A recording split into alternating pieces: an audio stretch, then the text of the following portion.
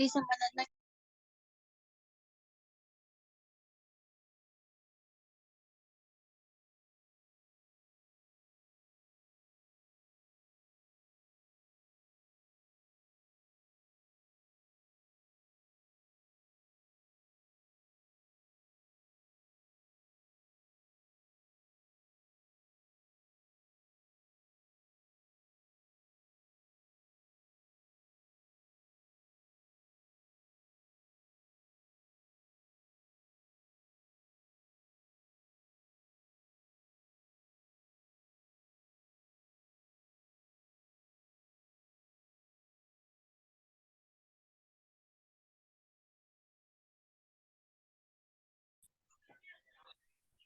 Buenas noches, Lisa.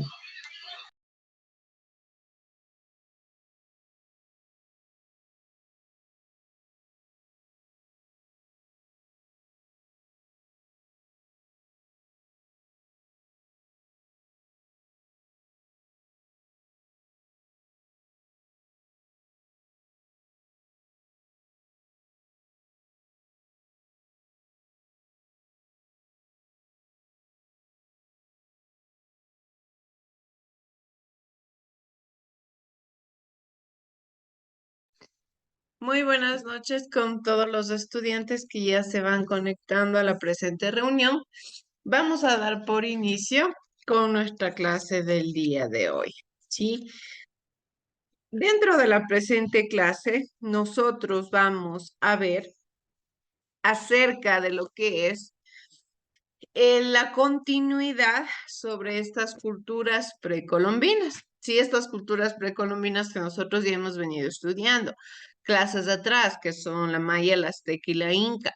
Recordemos por qué se les conoce como culturas precolombinas, porque habitaron el territorio americano antes de la llegada de Cristóbal Colón.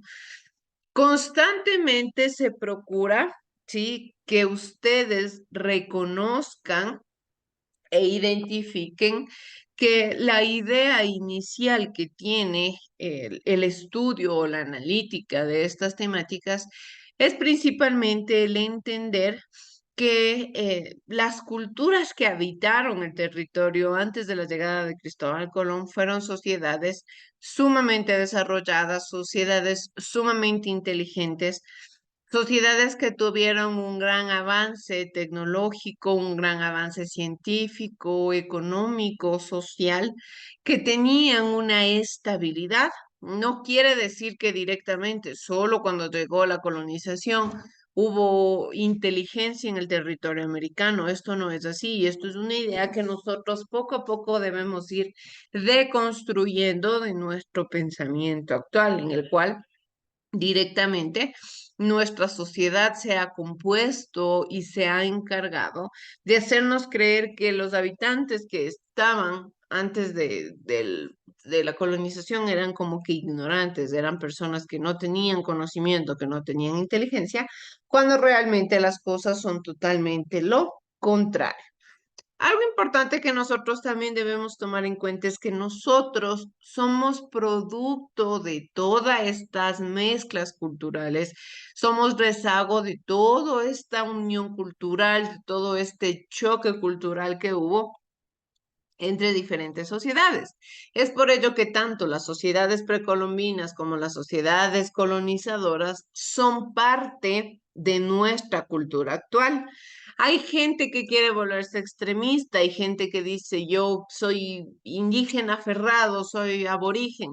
Otra persona que dice no, yo soy sangre azul, lo que la gente suele decir, soy sangre azul, yo soy descendiente de los europeos, de los españoles, porque mi familia viene de tal linaje que no sé qué, que no sé cuánto.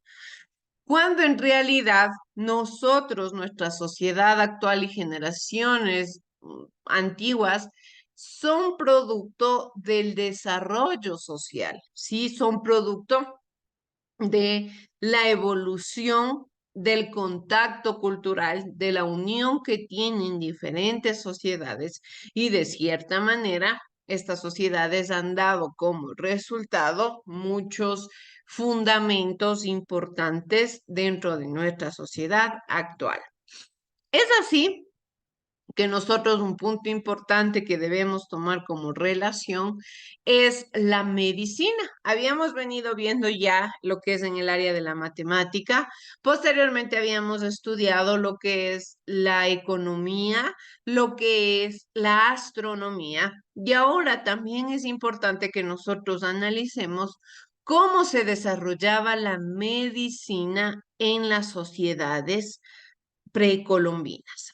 Estas sociedades generalmente se caracterizaron por tener una medicina basada en sus actividades cotidianas. Recordemos, su economía, su sustento, su desarrollo cotidiano era basado en el 100% en la agricultura.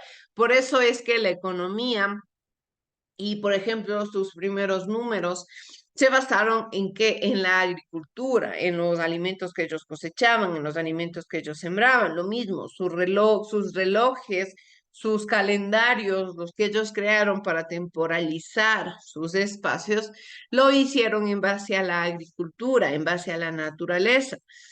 Todas y cada una de las actividades que ellos cotidianamente fueron desarrollando fue en base a la agricultura que ellos tenían, ¿sí? Ellos tenían una agricultura sustentada especialmente en base al desarrollo natural del entorno, al desarrollo cotidiano que tenían también como sociedades, a la evolución. Ellos son producto de la evolución también, así como nosotros. Nosotros en nuestra actualidad somos producto de la evolución.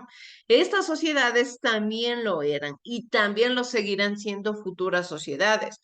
Constantemente los entornos se caracterizan, ¿por qué? Por ser producto de otras sociedades, por ser producto directo y referencial de lo que son como etnia, de lo que son como espacios, de lo que son como estamentos sociales. Entonces, todo este desarrollo que tenemos principalmente después de analizar la matemática, después de analizar la astronomía, tenemos lo que es la medicina, ¿sí? La medicina fue sumamente importante dentro de estas culturas ancestrales, dentro de estas culturas precolombinas. ¿Por qué? Porque les permitió tener un conocimiento mucho más amplio de su entorno. Nosotros actualmente sabemos, por ejemplo, que para diferentes actividades que tenemos o para diferentes situaciones de la salud que tenemos en nuestro entorno, en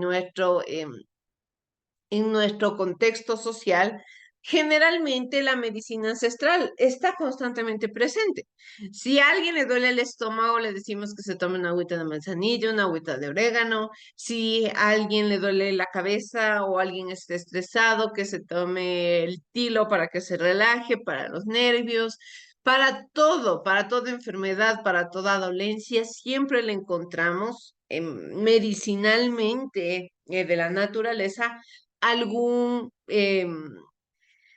algún resultado, le encontramos alguna solución de cierta manera al problema de salud que se tiene. ¿Y por qué es que nosotros tenemos todos estos conocimientos? Porque en cierta etapa, en esta época precolombina, estos pobladores lograron conocer, lograron identificar los beneficios que tiene cada planta, que tiene cada elemento que nos brinda la naturaleza para poder utilizarlo en beneficio propio. Esto es importante, chicos, y nosotros no podemos olvidarnos, ¿sí? Nosotros no podemos evitar nuestra historia. Sí, hay generalmente gente que cree que ya con una pastilla puedes sanarse, que también lo es, porque para eso ha avanzado también la tecnología, para cosas que quizás son un poco más fuertes, cosas que quizá ya la medicina ancestral no lo puede hacer. Viene la medicina ya más química, más farmacéutica, pero ¿qué sucede? Hay muchas personas que son fervientes creyentes de la medicina ancestral y se han llegado a curar con medicina ancestral, netamente con plantas. Cuando fue el COVID, ¿qué sucedió? Mucha gente, como no se tenía conocimiento de la enfermedad, como no se sabía de cierta manera cómo se desarrollaba dicha enfermedad, muchas personas empezaron a probar diferentes cosas y les resultaba. Y así fue que se fue propagando, por ejemplo, la famosa cascarilla, el eucalipto hirviendo en agua abajo de las camas. ¿Por qué? Porque decía que eso abría las vías respiratorias. De igual manera, el hacer estas vaporizaciones, todo esto que fue netamente ancestral, netamente una medicina en base a la naturaleza, pero todo esto fue porque en la necesidad, por ejemplo, el COVID, esta enfermedad a nosotros nos da un análisis directo de cómo funcionan las sociedades en un momento de crisis, de cómo funcionan las sociedades en un momento de emergencia. Estas sociedades precolombinas durante el transcurso de muchos espacios de toda su vida tenían problemas, tenían cosas que solucionar. Por ejemplo, nosotros actualmente vivimos en una era sumamente tecnologizada, en una era sumamente evolucionada, en la cual las cosas ya las tenemos resueltas y por ello no tenemos mayor necesidad de buscar solución. Pero ¿qué pasó cuando fue el COVID? Era una enfermedad totalmente desconocida y la necesidad de la gente le incentivó a probar muchísimas cosas. Algunas funcionaron, otras no funcionaron, o algunas funcionaron para algunas personas y otras para otras no. Pero ¿qué sucedía? La gente, por la necesidad, por la angustia, empezaron a buscar formas de poder salvaguardar su vida. Y este es el claro ejemplo de cómo se desarrolla la sociedad y cómo se debió haber desarrollado en sus inicios, que por buscar refugio, que por procurar que no se expongan a espacios quizá de peligro, intentaban buscar soluciones factibles dentro de su entorno, dentro de su espacio, ¿sí? Para ir empezando con nuestra clase, quiero que por favor veamos el siguiente video que nos habla sobre la medicina ayurvédica. ¿Qué significa una medicina Ahora estamos ayurvédica? Directamente se refiere a la medicina ancestral, esta medicina que se caracteriza por la naturaleza y por el desarrollo económico, político, social y natural de las sociedades. Veamos, chicos, por favor. frente a un Sanctum Sanctorum. Y justo en el punto de entrada está el foso. Curiosamente, hay una protección contra terremotos más asombrosa en el sitio, que indica que se usó un conocimiento avanzado en su construcción.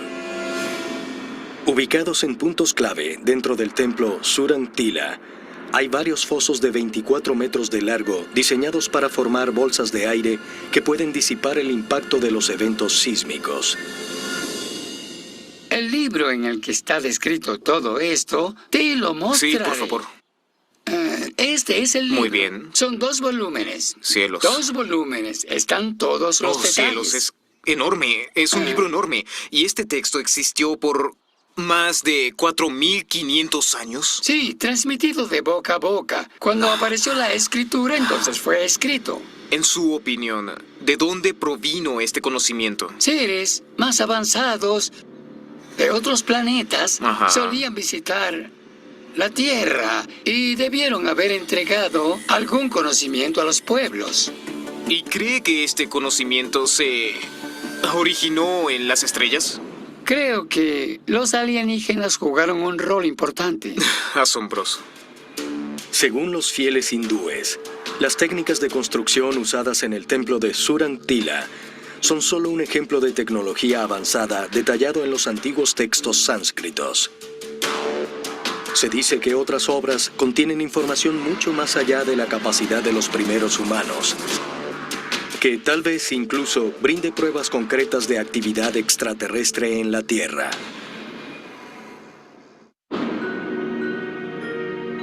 El Valle del Indo, noroeste de la India y Pakistán, junio de 2011.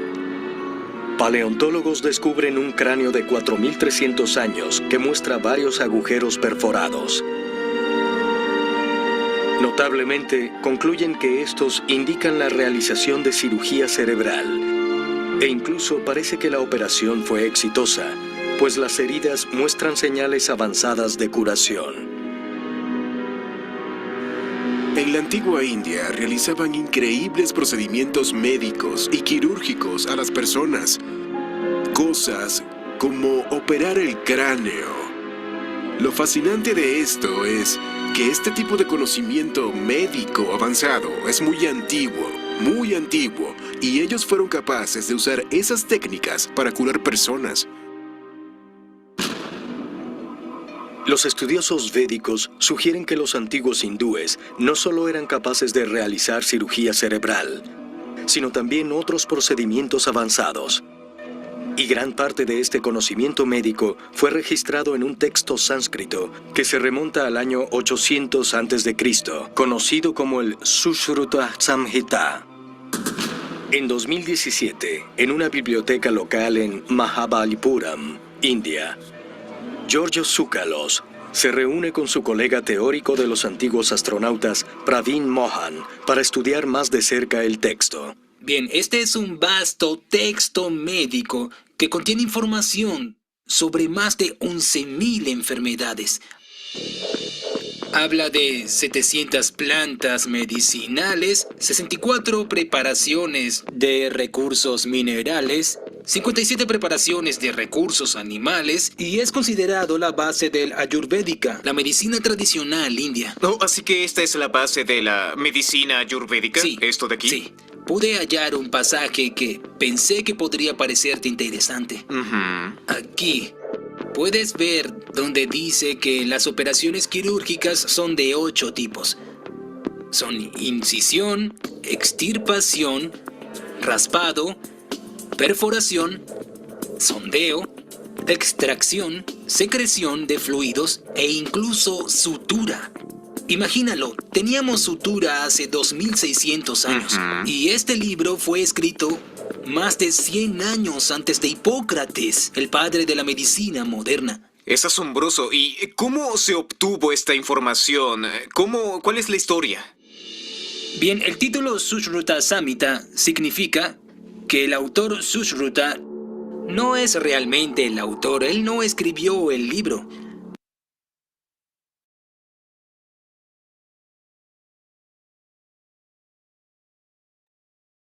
Nosotros aquí tenemos un claro ejemplo dentro del video de lo que nos explica sobre los restos encontrados en el cual se puede identificar el avance que tenían estas sociedades. No solamente hablando en el territorio americano, sino hablando en el territorio a nivel mundial. Sí, este tipo de conocimiento sobre la medicina fueron de años y años atrás. Quizás nosotros creemos que solo en nuestra actualidad, como ya tenemos una tecnología sumamente avanzada, como la ciencia está desarrollada, lógicamente las cosas que tenemos actualmente son las únicas o las más factibles para la medicina dentro de nuestro entorno, dentro de nuestro consciente, cuando en realidad las cosas son totalmente diferentes. Este tipo de conocimientos, este tipo de elementos importantes viene desde hace muchísimos años atrás, en donde la gente tuvo que haber experimentado, la gente tuvo que, quizá también muchos de ellos muerto, quizá por haber intentado sanar alguna herida, por haber intentado descubrir algo nuevo para poder mejorar su estilo de vida. Recordemos que las enfermedades son algo natural del ser humano. El ser humano constantemente tiene decaídas en su salud. Sus defensas bajan, quizá le da alguna molestia, algún malestar, pero ya sabemos, porque el cuerpo reconoce también, automáticamente el cuerpo busca protegerse a sí mismo de alguna enfermedad y en caso de ya no poderlo hacer de una o de otra manera, ya busca el apoyo de medicina externa. En este caso, todo este tipo de desarrollo y todo este tipo de conocimiento y también la adaptación que tenemos como seres humanos al entorno viene como producto de este espacio, viene como producto de este grupo de personas, de este grupo de seres humanos que tuvieron este avance. Quizá aquí nos hablaba de algo como, por ejemplo, de alguna fuerza sobrenatural, de algo que había mucho más allá.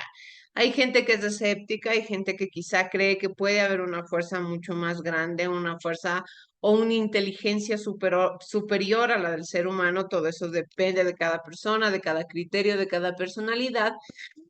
Pero los estudios y los diferentes análisis que se han hecho en la sociedad pueden llegar a demostrar o a hacernos entender que quizá la realidad con la cual nosotros nos encontramos es producto de alguna cosa un poco más grande o fuera de nuestra realidad, pero eso es un tema aparte. En el caso de la medicina directamente, esta nos enseña cómo puede llegar a desarrollar tanto la inteligencia del ser humano que sin tener algún conocimiento, sin tener prácticamente ningún elemento, como ustedes saben, ahora para realizar una operación, ¿qué se necesitan? Se necesitan instrumentos esterilizados, que el espacio de la operación sea sumamente higiénico porque puede provocar quizá alguna infección o alguna enfermedad mucho más grave o algún problema ya de salud mucho más fuerte. En este caso, ¿no? En estas sociedades las cosas eran muy diferentes. El cuerpo humano era más rudo, el cuerpo humano era un poco más fuerte para poder sobrevivir a las diferentes cosas a las cuales tenía que enfrentarse en este caso, porque los riesgos y los peligros eran mucho más grandes. Si bien cada civilización prehispánica tuvo sus características propias, no es menos cierto que compartían rasgos comunes entre sí, tanto entre mayas, aztecas e incas, por más que eran sociedades diferentes, por más que eran sociedades con características propias, había algo que las conectaba entre sí, principalmente el estar ubicadas en el mismo territorio, en el mismo continente. Y otra de las evidencias más fuertes de las cosas que tienen en común estas sociedades es la medicina. En las civilizaciones indígenas, las enfermedades eran asociadas al ámbito religioso, ya que eran consideradas un castigo por las faltas cometidas. Aquí viene la creencia, la cosmografía andina de todo este tipo de pensamientos, de todo este tipo de ideologías que incluso se mantienen hasta en la actualidad como una enfermedad, como algo que el cuerpo empieza a sentir en esta época, se lo designaba directa y exclusivamente a que había hecho algo en contra de los dioses, a que había actuado mal en contra de la naturaleza y que por ello la naturaleza estaba castigándole o estaba poniéndole alguna penitencia a la persona en caso de haber incurrido en alguna falta. Era el origen o era la explicación que ellos le daban a una enfermedad. ¿Por qué? Como les digo, todavía no tenían absolutamente conocimiento del cuerpo humano, no es que ya alguien le abrió el cuerpo a otra persona y entendió lo que tenían dentro, cómo se desarrollaba el cuerpo humano, no. Ellos no lograban entender quizá todavía como ahora nosotros tenemos conocimiento que el cuerpo humano puede bajar sus defensas, puede enfermarse por alguna cosa que se comió o por muchas cosas el cuerpo humano se enferma, por genética a veces, por el espacio, por el ambiente. Hay muchas formas en las cuales se puede desarrollar una enfermedad. Pero en este caso, como no se tenía conocimiento vasto de muchas cosas, todo a lo cual ellos no le podían dar explicación, todo a lo cual ellos no le podían encontrar un porqué, le daban directamente una relación al ámbito religioso. Y en este caso, las enfermedades estaban directamente relacionados como en un castigo por alguna falta que se cometió. Es de ahí que la medicina fuese una actividad practicada netamente por sacerdotes o chamanes, quienes ofrecían plegarias y sacrificios a los dioses para que estos devolvieran el don de la salud al enfermo. Es decir, no lo podía hacer cualquier persona, sino personas netamente que tenían conocimiento del ámbito religioso, del ámbito espiritual.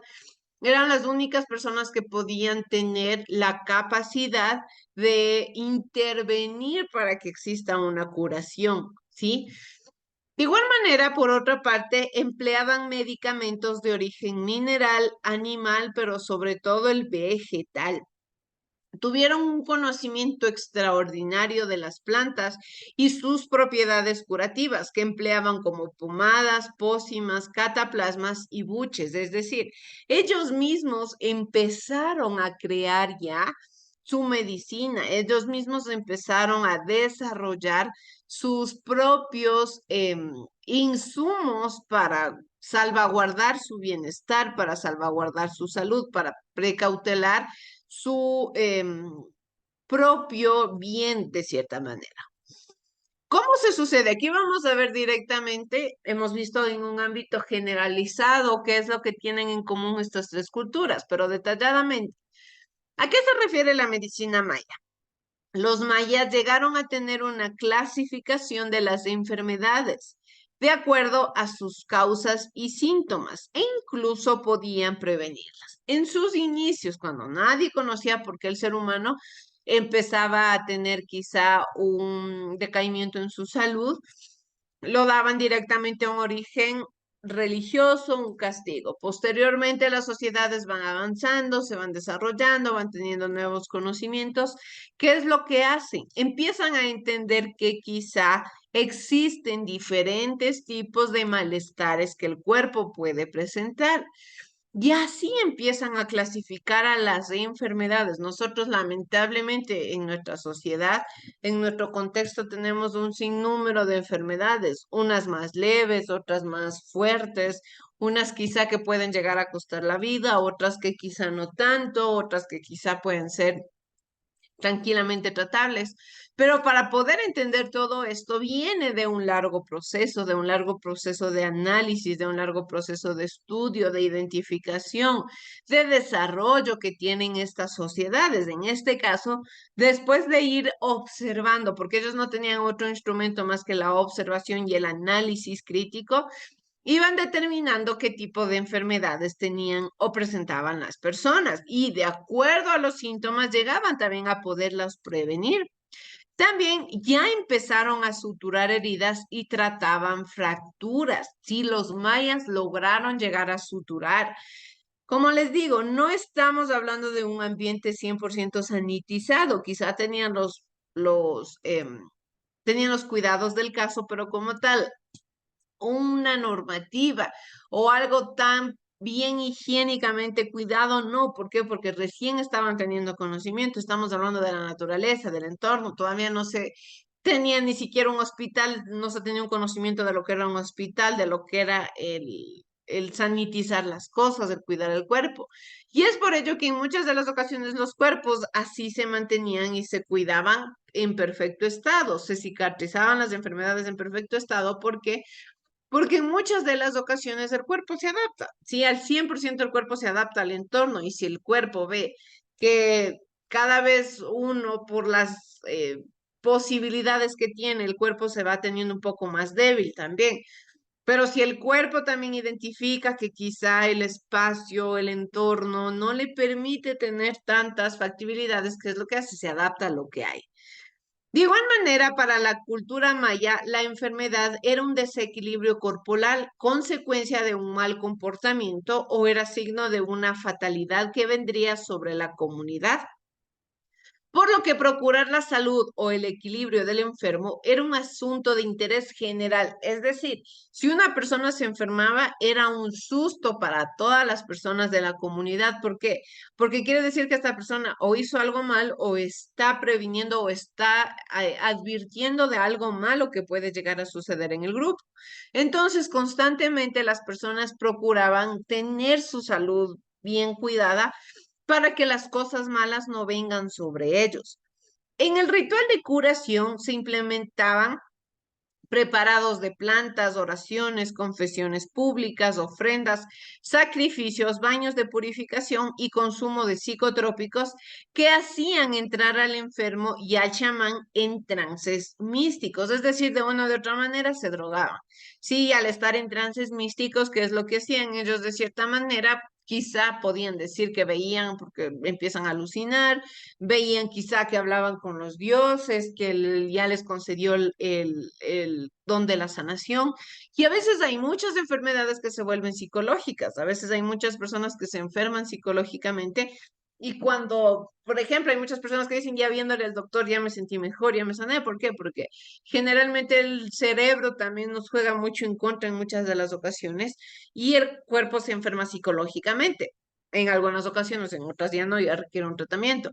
Pero cuando sucede esto, quizá tanto llegaba el punto de jugar con la mente que muchas personas al entrar en este trance empezaban a sentirse de una mejor manera y ya se le daba como un don de la curación. Existen documentos que recogen la sabiduría maya sobre la medicina. Los principales son el ritual de los bacabes, que revela un gran conocimiento de la botánica, y los códices de Dresde y Madrid. ¿Cómo fue la medicina en la cultura inca? Los chamanes incas utilizaban hierbas, minerales, animales vivos y disecados, oraciones y canciones para sanar a los enfermos. También practicaban cirugías. Ellos ya perforaron el cráneo para extraer las causas del mal, como los espíritus. Como les digo, todo estaba directamente relacionado al ámbito místico, al ámbito un poco más religioso. Por ello se creía que quizá haciéndole un hueco a la cabeza salía el mal que tenía la persona. Para este tipo de intervenciones usaban la coca o alguna otra planta que adormeciera al paciente como un anestésico local, porque lógicamente no quiere decir que porque eran un poco más adaptables al ambiente, un poco más fuertes por el entorno, no quiere decir que no sentían tan poco dolor. ¿Qué tuvieron que hacer? Hasta para la cosa más mínima, buscar una solución. En este caso, las primeras formas de anestesia. Lógicamente, estos personajes no es que al 100% estaban dormidos, pero sí tenían algún tipo de adormecimiento en su cuerpo. Existían también varios tipos de médicos. El Hamkap Damayok, que se especializaba en plantas.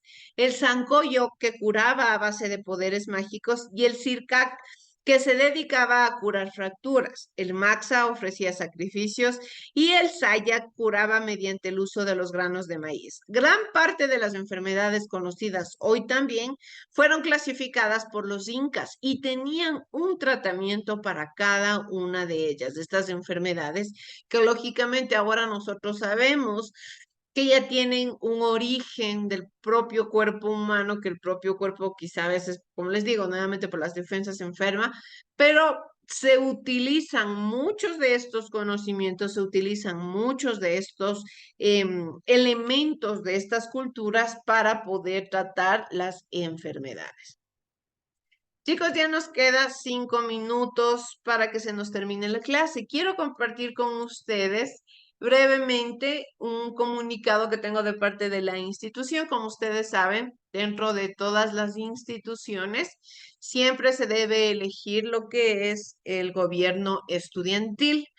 En este caso, yo funjo como su tutora también, sí, para cualquier incluso inquietud, ya les dije al inicio del año, pero nuevamente les repito, por lo cual, de acuerdo a la asistencia a clases, de acuerdo al cumplimiento de tareas, escogeré a 2 o 3 personas, tanto de este curso como de otros, para formar parte de la lista que estará a mi cargo en el gobierno estudiantil, sí, como la lista B o lista A, no sé todavía cuál nos toque, pero escogerá la otra docente que estará a cargo de la otra lista, será la licenciada Marjorie Herrera, y de igual manera, no sé, ella quizá ya se comunicará también con alguno de ustedes para poder ponerse de acuerdo si es que han sido seleccionados para formar parte de el gobierno estudiantil. Vamos a escoger tanto personas de la modalidad semipresencial como de la modalidad a distancia virtual, que en este caso son ustedes. Como les digo,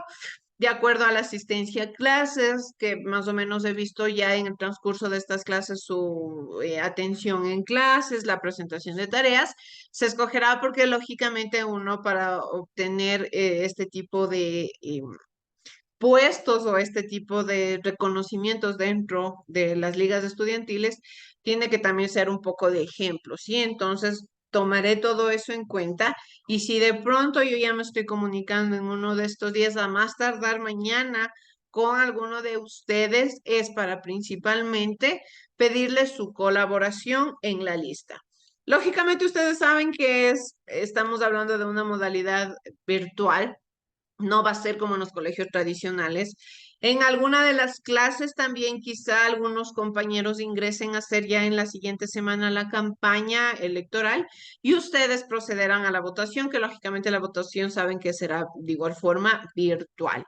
Pero ustedes como segundo de bachillerato tienen que formar parte de las ligas estudiantiles, las personas que salgan seleccionadas. Les digo de mi parte y también les comunico de parte de la compañera Marjorie Herrera que ya ella también pueden conversar con ella quizás si le preguntan en clase o si no, de la misma forma ella ya se comunicará y les explicará a ustedes, porque ya vi que más o menos tenía ella un prospecto de quizá alguien quien puede representar. Como les digo, estarán 2 listas y yo ya me voy a comunicar con las personas que ya más o menos he visto para que nos ayuden. En este caso, lógicamente, pedirles la colaboración de todos ustedes en el momento de las campañas, en el momento de la presentación de las listas, la colaboración de todos, el respeto también para los compañeros, porque de igual manera tendrán que compartir con los compañeros de la semipresencial, porque la lista estará conformada por parte de las 2 asignaturas, por parte de las 2 modalidades, ¿sí? Entonces, las personas que yo seleccione, chicos, por favor, estaré comunicándome con ustedes en el transcurso ya de estos días, a más tardar mañana, porque yo ya tengo que empezar a desarrollar el plan de trabajo para la lista B, que me parece que nos tocó la lista B. Entonces, chicos, por favor, de igual manera, si alguien de pronto tiene la afinidad, le gustaría participar, no duden en escribirme si es que de pronto quieren ser tomados en cuenta para participar dentro del consejo estudiantil, dentro de las listas que se tendrá a cabo en el consejo estudiantil, para más tardar en la tercera semana de noviembre, no lo sé cuándo sean las elecciones, ya elegir nuestros representantes como parte del gobierno estudiantil, chicos. Eso es todo lo que quería comentarles a ustedes para que por favor nada más estén al tanto y estén al pendiente de cualquier comunicado o de cualquier situación que de pronto yo ya me acerque a conversar con alguno de ustedes. Les agradezco mucho por su asistencia a la clase. Pueden proceder a su siguiente hora. Muchas gracias.